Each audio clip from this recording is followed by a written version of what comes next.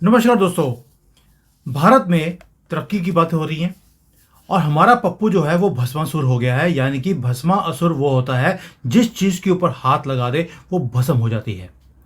मोदी जी बोलते हैं कि मैं कंट्री को डेवलप्ड कंट्री बनाऊंगा और पप्पू बोलता है कि मैं इसे बर्बाद कर दूंगा, इसके टुकड़े कर दूंगा। भस्मासुर असुर, अगर आपको याद होगा, वो भस्मासुर नहीं है, भस्मा असुर है। असुर वो जिसने जिस चीज के ऊपर हाथ लगाया उसको वरदान था कि वो मिट्टी हो जाएगा। और इस धुरत ने भारत के ऊपर ही हाथ लगा दिया है कि अब मैं भारत को मिट्टी करने वाला हूं। अब मैं क्यों बोल रहा हूं, आपको पूरा डिटेल में समझाऊंगा कि किस तरह से ये डेंजरस बनता जा रहा है भारत के लिए। आपने बहुत वीडियोस देखी होंगी कि ये देशद्रोही है, ये तो फॉरेन की फोर्सेस के साथ मिलकर ये भारत को टुकड़े करने चाहता है, ये यहां का प्रधानमंत्री बनाना चाहता है। ये हमें सबको पता है। लेकिन आज की जो वीडियो है वो कंप्लीटली डिफरेंट है। आप देखिए, इसकी कई हरकतें हैं जिसके कारण जो भारत की जो इकोनॉमी है वो राइज कर रही थी फास्टेस्ट इन द वर्ल्ड, अब स्लो डाउन आ गया। अभी भी हम फास्टेस्ट हैं लेकिन स्लो डाउन आ गया है बिकॉज ऑफ हिम। भस्मासुर है, ये इसे जीरो पर लेकर माइनस में लेके आने की बातें बोलता है। और मोदी जी हैं, मोदी जी ने एक क्राउड के सामने बोला world is entering into an Indian era. वो इंडियन एरा की बात बोलते हैं और हम एक दुनिया में एक स्वीट स्पॉट हम अपनी क्रिएट करने वाले हैं हिस्ट्री के अंदर। वो क्यों आप बोल रहे हैं? क्योंकि उन्होंने बोला कि रैपिड ग्रोथ है, अनस्टॉपेबल टेक्नोलॉजी की जो इंडस्ट्रीज हैं वो यहां पर हैं, यंग डायनामिक हमारे पास वर्क फोर्स है। ये सारी चीजें उन्होंने हाईलाइट करी। वो तो इतने पॉजिटिव हैं, लेकिन बिहाइंड द सीन्स इतना कुछ हो रहा है, क्रैक्स क्रिएट किए जा रहे हैं ताकि यहां पर स्लो डाउन शुरू हो, और स्लो डाउन हो भी गया है। जो इंडिया की इकोनॉमिक इंजन था वो हल्का सा उसमें से आवाजें आनी शुरू हो गई हैं और हमारी जो डोमिनेंस थी वर्ल्ड स्टेज के ऊपर वो खत्म होती जा रही है। मैं पूरा डिटेल में बताऊंगा कैसे। जो लेटेस्ट डेटा आया है बहुत ही ट्रबलिंग है दोस्तों। कितने सालों से हमने ग्रोथ देखी है लेकिन इंडिया की इकोनॉमी ने अभी उससे हवा निकलनी शुरू हो गई। अभी तो 2 साल हुए हैं, हमने तरक्की करनी शुरू करी थी, 2 सालों में हवा निकल गई। ये कैसे हो गया? जो हमारी जीडीपी 7.8 8.3% पे राइज कर रही थी वो 6.7 पे रह गई है। वो क्यों? जबकि जब युद्ध चल रहा था रशिया यूक्रेन का, तब तो हमारी इकोनॉमी सबसे तेज थी। अब तो कोई ऐसी युद्ध वाली सिचुएशन नहीं है, एवरीथिंग इज शांत। तो ये स्लो डाउन हुआ कैसे है? और ये स्लोएस्ट एक्सपेंशन है द लास्ट 3-4 ईयर्स। ये सिर्फ एक स्टैटिस्टिकल चीज नहीं बता रहा हूं आपको मैं, ये वरिंग ट्रेंड भी है और इसके पीछे राहुल गांधी का बहुत बड़ा हाथ भी है। अब आप देखिए कि जो डाटाज आ रहे हैं हर चीज में वो गलत हैं, कम है। कोर इंडस्ट्रीज होती हैं जैसे कोल की कंजम्पशन है, ऑयल है, इलेक्ट्रिसिटी है, ये गिर गए हैं पिछले 3 साल में। पहली बार है कि इसकी कंजम्पशन ही गिर गई।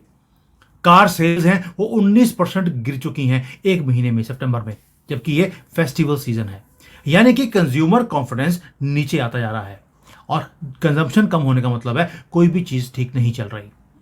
तो अब जो चीजें हैं, मोदी जी बोलते हैं कि बड़ा एम्बिशियस मेरा विजन है कि मैं इसको सुपर पावर बनाऊंगा।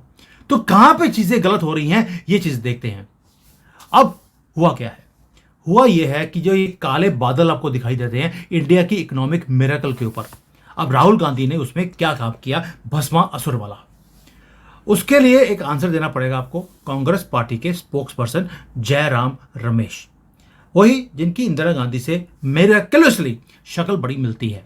हो सकता है कोई रिलेशन होगा। अभी जयराम रमेश ने राहुल गांधी की तरफ से बोल दिया कि भारत की जो इकोनॉमी है उसके ऊपर 3 डार्क क्लाउड्स हैं। पहला तो ये है कि जो इंडिया की जो इकोनॉमिक फ्यूचर है बड़ा ही बुलीक है और उसका रीजन है कि वीक प्राइवेट इन्वेस्टमेंट्स हैं। यहाँ पर जो मैन्युफैक्चरिंग है वो राइज नहीं कर रही और जो वेजेस हैं वो भी डिक्लाइन कर रही हैं। अब 3 चीज तो बोल दी उन्होंने। अब मैं आपको समझाता हूं कि तीनों में जो ये प्राइवेट इन्वेस्टमेंट्स है, मैन्युफैक्चरिंग ठीक नहीं है, वेजेस इंक्रीज नहीं हो रही, इन तीनों के ऊपर राहुल गांधी ने भस्मासुर का काम कैसे किया। अब गवर्नमेंट क्या बोलती है, हम तो बड़े प्रोमिस बना रहे हैं कि 47 तक हम डेवलप कंट्री बन जाएंगे। लेकिन ये जो क्रिटिसिज्म है इसके पीछे हाथ किसका है वो भी सोचते हैं।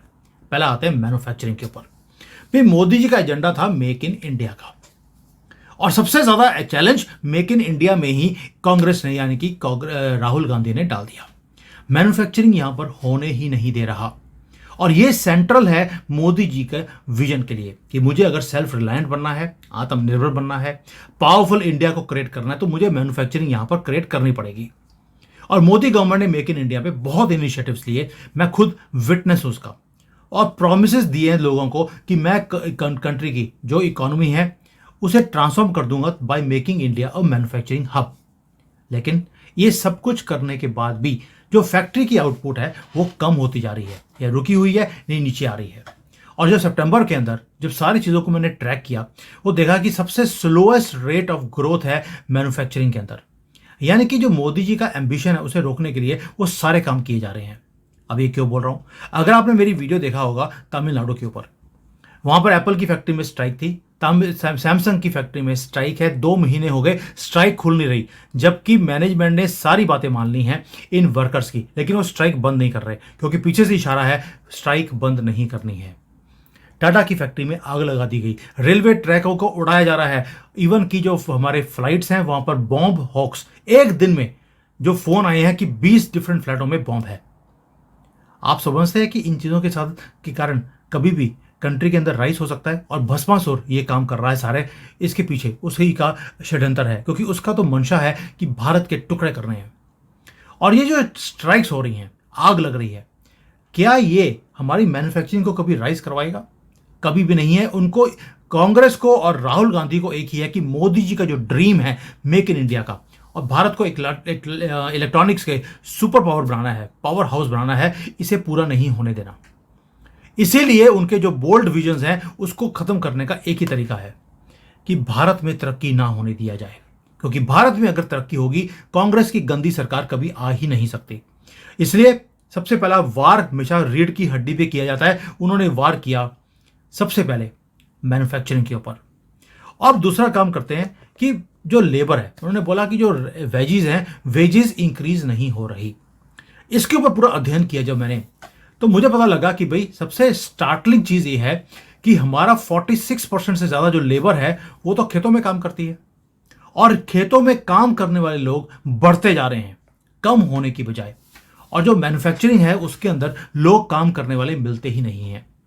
हमारी जो वर्क फोर्स है उसमें सिर्फ 11% लोग फैक्ट्रियों में काम करते हैं, बाकी सारे फार्म में काम करते हैं। इसका मतलब है भारत में फार्म जॉब्स ज्यादा इंक्रीज हो रही हैं बजाय के इंडस्ट्रियल के। रीजन, जब फैक्ट्रियों में आग लगती है, फैक्ट्रियों में स्ट्राइक लगती है, लोगों को लगता है भाई पता नहीं कब फैक्ट्री बंद हो जाएगी, हमारी तो सैलरी नहीं मिलेगी, इससे अच्छा है फार्म में काम करो, खेतों में एटलीस्ट पक्की सैलरी तो है, वहां पे खाने पीने का सामान भी मिलता है, और जो अपना डेली वेजेस हैं वो भी मिलते हैं। इसीलिए जो डिजास्टरस चीज ये करते जा रहे हैं हमारी लॉन्ग टर्म ग्रोथ को रोकने के लिए, वो ये है कि हमारे फार्मर्स जो है, फार्म के अंदर काम करने वाले लोग 3%, यानी कि 4 करोड़ लोग फार्म में इंक्रीज हो गए फैक्ट्रियों के काम को छोड़कर। इसी के कारण अनएम्प्लॉयमेंट जो है वो भी बढ़ती जा रही है, क्योंकि ये सारे अनरजिस्टर्ड है। और जो नंबर्स दिखाए जाते हैं पूरे दुनिया को कि भारत के अंदर अनएम्प्लॉयमेंट वो 7.8% से ज़्यादा है, ये कम ही नहीं हो रही। मिलियंस ऑफ इंडियंस जो हैं वो वर्क फोर्स के अंदर एंटर तो हो रहे हैं, लेकिन काम नहीं है। काम इसलिए नहीं है, और ये इसलिए काम नहीं दिखता क्योंकि फैक्ट्रियां बंद करवाने का जो काम है एक मुहिम है, ताकि दुनिया की फैक्ट्रियां यहां पर ना आए। मोदी जी जाते हैं कि बाहर की कंपनीज को अट्रैक्ट करने के लिए, जब वो बाहर गए होते हैं पीछे से किसी न किसी बड़ी कंपनी के अंदर स्ट्राइक आ जाती है, और उससे होता क्या है, पूरे वर्ल्ड को एक इंफॉर्मेशन जाती है कि भारत में फैक्ट्रियां ना लगाई जाए, क्योंकि अगर यहां पर एम्प्लॉयमेंट हो गया तो राहुल गांधी की गंदी सरकार दोबारा से नहीं आ सकती। भस्मासुर ने हाथ लगा दिया मैन्युफैक्चरिंग के ऊपर, भस्म कर रहा है उसको। अब आते हैं तीसरा, वो है कि ऑयल क्राइसिस वो भी बढ़ती जा रही है दुनिया में। दोस्तों आपको समझना पड़ेगा कि जो इंटरनल चैलेंजेस है वो तो है ही है, ऊपर से सोने पे सुहागा हो गया कि एक्सटर्नल जो थ्रेट है वो भी हमारी कंट्री के ऊपर काले बादल बनकर घूम रहा है। मिडल ईस्ट के अंदर कॉन्फ्लिक्ट बढ़ता जा रहा है, उससे जो ऑयल प्राइसेस हैं वो बढ़ रही हैं, और भारत जो है वर्ल्ड का लार्जेस्ट ऑयल इंपोर्टर है। हमारा 85% से ज़्यादा तेल हम इंपोर्ट करते हैं। इसी कारण जो हमारी इकोनॉमिक जो सिचुएशन है उसके अंदर शॉक वेव्स आ रहे हैं। $10 जब भी प्राइस इंक्रीज होती है, हमारी आधी % तो हमारी जीडीपी उड़ जाती है। हवा में चली जाती है, सारे पैसे बाहर निकल जाते हैं। और जो फ्यूल सब्सिडीज़ हैं वो हमें देनी पड़ती हैं, और जब सब्सिडी देते हैं तो जो हेल्थ केयर है, एजुकेशन है, या कोई हमें इंफ्रास्ट्रक्चर का काम करना है, उसके ऊपर गवर्नमेंट के पास पैसा बचता ही नहीं है। और गवर्नमेंट ने एक्नॉलेज भी किया है कि भाई हमें मालूम है कि हमारी इकोनॉमी डाउन चल रही है, सीतारमन जी ने बोला है, तो हमें ये सीरियसली तो लेना पड़ेगा कि हमारी इकोनॉमी डाउन चल रही है। वी नो कि ये सीरियस सिचुएशन है, और किसने किया है ये भी पता है। अरे भाई पता है तो अज्ञात वीर किस काम आएंगे, मुझे आज तक समझ नहीं आया। और सिख भाइयों, आपने पहले भी एक बार काम किया था इन फैमिली में, अभी भी कर दो यार, बड़ा एहसान होगा आपके ऊपर। और ये वही के फैमिली है जिन्होंने आपके इस लोगों को तंग किया था। चलिए, अब आपको लगेगा मैं बड़ी रेडिकलाइज बात कर रहा हूं जैन होते हुए, क्या करूं, देश से प्यार है, इन गंदे लोगों से प्यार नहीं है। जो भी देश के लिए काम करेगा हम उनके साथ खड़े हैं। और मोदी जी का ऐसा लगता है कि बड़ी प्रॉमिसेस कर रहे हैं, लेकिन बिगर प्रॉब्लम्स भी भारत में आ रही हैं दोस्तों, और वो अंदर से भी आ रही हैं और बाहर से भी आ रही हैं। मोदी गवर्नमेंट ने तो बोल दिया कि ये जो सारी चीजें हैं, ये चैलेंजेस हैं, इसको हम न्यू स्कीम्स लॉन्च कर हम इन्हें फेस कर लेंगे। बजट के अंदर बहुत मेजर्स दिए गए अप्रेंटिसशिप को इंक्रीज करने के लिए भी। आपको मैनेजमेंट के क्लासेस हैं वो दे रहे हैं, एम्प्लॉयमेंट प्रोग्राम शुरू कर दिए कि आपको जॉब जनरेशन होगी। लेकिन क्या लोग उसमें जा रहे हैं? नहीं जा रहे, बिकॉज रीज़न है इंडस्ट्रियल आउटपुट जो है या इंडस्ट्रियल जो सेंटिमेंट्स हैं वो पॉजिटिव नहीं है कंट्री में, और ना ही ये पॉजिटिव होने दे रहे हैं। हर जगह तो कॉकरोच आग लगा रहे हैं, सड़कों पे चाकू लगा रहे हैं। क्या इस तरह से कंट्री तरक्की करती है? मोदी जी आप बैंडेड वाला काम कर रहे हैं, जबकि यहां पर सर्जरी की जरूरत है पूरे बॉडी को। भारत की जो फैब्रिक है उसमें सर्जरी की जरूरत है, कुछ पार्ट्स को काट कर फेंकने का काम करना है, आप उसके ऊपर बैंडेड लगा रहे हैं, काम नहीं चलेगा। इसीलिए इकोनॉमी डाउन जाती जा रही है। अब ग्राफ देखिए, 8.3 से 6.7 आ गए, ये नीचे आ जाएगा। तो रियल प्रॉब्लम जो है वो है गवर्नमेंट की इंटेंशन में। और दूसरा, मोदी जी ने क्या किया, कैपिटल इंटेंसिव सेक्टर्स जैसे इंफ्रास्ट्रक्चर है, इलेक्ट्रॉनिक्स है, उसके अंदर उन्होंने पैसा लगा दिया। लेकिन लेबर इंटेंसिव इंडस्ट्री जैसे टेक्सटाइल्स है, कंस्ट्रक्शन है, उसके अंदर जहां पे जॉब्स ज़्यादा जनरेट होती हैं, उसके अंदर बिल्कुल भी फोकस नहीं है। चाइना ने उल्टा काम किया, उन्होंने बड़ी इंडस्ट्रीज बाद में लगाई। उन्होंने पहले अपनी पूरे कंट्री के वर्कफोर्स को काम पे लगाने के लिए छोटी छोटी इंडस्ट्रीज पहले लगाई। चम्मच बाल्टियां ऐसे ही नहीं बनाई उन्होंने। ये जब बनाते थे छोटी छोटी चीजें, उसमें हर एक आदमी काम करने लग गया। फिर आहिस्ता आहिस्ता उनको अपग्रेड किया। जब हम कहते हैं कि इलेक्ट्रॉनिक्स में हम सुपर पावर बनेंगे, उसमें बहुत कम लोग काम करते हैं। इसीलिए भारत के अंदर ना तो एफिशिएंसी है ना प्रोडक्टिविटी है, कभी काम किया ही नहीं। अब मैं आपसे पूछता हूं, क्या मोदी जी इंडिया की जो ग्रोथ स्टोरी है उसे जिंदा भी रख पाएंगे? अब उसमें आपको सिल्वर लाइनिंग भी देखती है। रिजर्व बैंक ऑफ इंडिया ने बोल दिया कि हमारा टारगेट था इस साल हम 7.2 पे राइज करेंगे, हम इसे डाउनग्रेड नहीं कर रहे, हम इसको अचीव कर लेंगे। ओ भाई 6.7 पर रह गए हैं आप, 7.2 कैसे करेंगे मुझे नहीं समझ आता। इन्होंने तो बोल दिया हमारी जो ग्रोथ स्टोरी है वो चेंज नहीं होगी, नहीं होगी। लेकिन कितनी देर तक आप ऐसे कंटिन्यू रखेंगे इन फॉल्ट लाइंस के साथ जीते जीते, मुझे नहीं पता। और मुझे थोड़ा सा डाउट है कि ये 6.7 से ऊपर जाकर ये 7.2 पर आ सकते हैं, जब तक कि यहाँ पर बाहर की कंपनी आकर काम ना करें। सैमसंग की, एप्पल की, सबकी फैक्ट्री तो बंद करवा दी आपने। जो फैक्ट्रियाँ चल रही थी उनको आग लगा दी। टाटा को आप जीने नहीं देते हैं, और मुझे लगता है इसीलिए बेचारे की डेथ भी हो गई, हमारे रतन टाटा की। कि मैं किस कंट्री में मैन्युफैक्चरिंग लगा ली, इससे अच्छा मैं अमेरिका में, यूके में होता तो बेटर होता।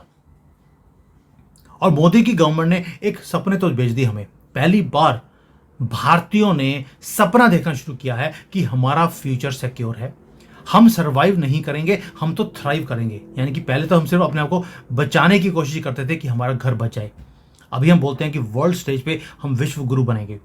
लेकिन अगर जो ये ट्रेंड्स हैं जो चलते जा रहे हैं, जो मैं दिखाएं आपको, ये सारा ड्रीम जो है ये हमारे हाथ से रेत की तरह फिसल जाएगा, हमारी उंगलियों के बीच में से ये ड्रीम निकल जाएंगे।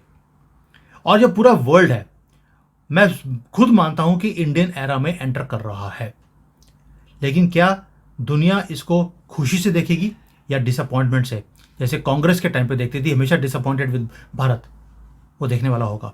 लेकिन भारत अभी आज की डेट में टर्बुलेंट वाटर्स के अंदर है, और एक चीज क्लियर है कि भस्मासुर ने अपना हाथ भारत के ऊपर रख दिया इसे बर्बाद करने के लिए। और मोदी जी हैं वो पॉलिटिकल स्ट्रैटेजी तो बड़ी अच्छी तरह से चलाते हैं, लेकिन क्या इकोनॉमी को भी राइज करवा पाएंगे, ये वक्त बताएगा। और जो स्टेक्स हैं वो इतने हाई हैं मोदी जी के लिए, गवर्नमेंट के लिए, इंडिया के फ्यूचर के लिए और राहुल गांधी के बर्बादी के लिए भी। मेरी बस एक ख्वाहिश है, या आप कह लीजिए मेरी एक ही प्रार्थना है कि इस भस्मासुर के ऊपर इतनी अकल आ जाए कि ये सर भारत के ऊपर रखने की बजाय अपने ही सर के ऊपर ये रख ले। I will be the happiest person that day, जब मैं देखूंगा कि इस भस्मासुर ने भारत को छोड़कर अपने ऊपर हाथ रख दिया। थैंक यू, जय हिंद एंड वंदे मातरम।